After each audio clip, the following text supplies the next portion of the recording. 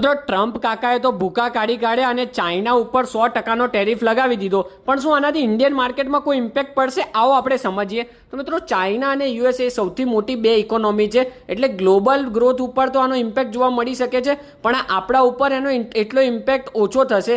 એનું કારણ કે યુએસએ ઇન્ડિયા ઉપર કોઈ જ એક્શન લીધું નથી અને આપણને થોડો ઘણો ફાયદો પણ થઈ શકે છે. એનું કારણ કે ટ્રેડ વોરના કારણે એફપીઆઈ છે ને ચાઇના કરતાં વધારે ઇન્ડિયામાં ઇન્વેસ્ટ કરવાનું પસંદ કરી શકે છે અને ક્રૂડ ઓઇલના ભાવના ઘટાડાને લીધે ઇન્ડિયાને બેનિફિટ થઈ શકે, કેમ કે ઇન્ડિયા છે ને એ ક્રૂડ ઓઇલનું બહુ મોટું ઇમ્પોર્ટ કરી રહ્યું છે.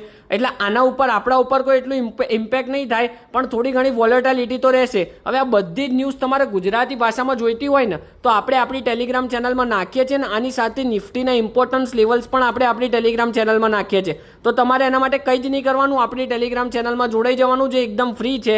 ટેલિગ્રામની લિંક તમને આપણા બાયોમાં મળી જશે. તમને શું લાગે છે ટ્રમ્પ હજુ બીજું શું કરી શકે નીચે કોમેન્ટ કરવાનું ના ભૂલતા.